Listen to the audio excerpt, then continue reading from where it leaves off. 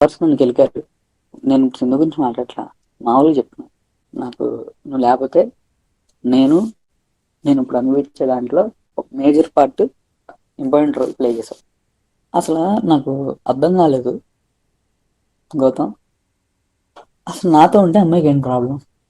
ఎవరున్నారు ఫస్ట్? అమ్మాయి ఉన్నా నేనున్నానా? నేను, నాకు ఒక భయం ఉంది. ఇప్పుడు నువ్వు అమ్మాయిని వదిలేస్తే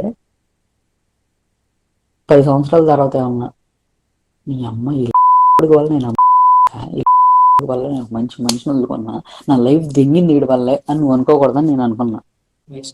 ఒక్క నిమిషం నాన్న, నేను ఆ అమ్మాయికి నువ్వంటే ఇష్టమా లేదా నాకు ఇంకా తెలియలే. నాకు ఇంకా తెలియలే, నాకు కానీ తెలుసుకోవాలని ఉంది. నువ్వు అయిపోతావని నేనేం మాట్లాడలా.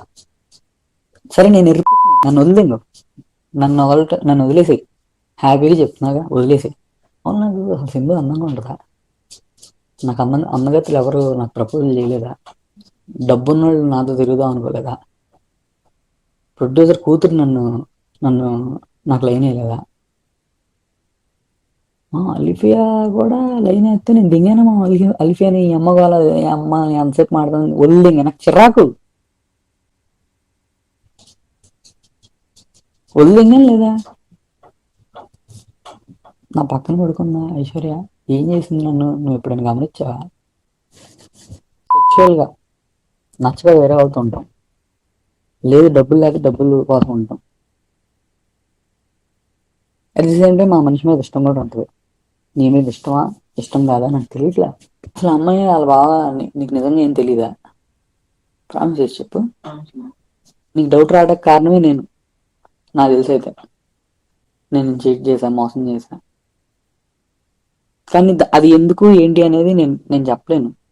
నేను నీ వైఫ్లో ఫీల్ అవ్వలేదు గౌతమ్. అసలు అమ్మాయిని నీ వైఫ్లో ఫీల్ అవ్వాలంటే వాళ్ళ బావతో ఉండకూడదు అమ్మాయి. నీ వైఫ్లో ఫీల్ అవ్వాలంటే ఇంకా చాలా చేయాలి. నేను గౌతమికి చెప్పా, నేను వేరే వాళ్ళతో ఉంటాను, నాకు ఉందని జెన్యున్గా చెప్పా.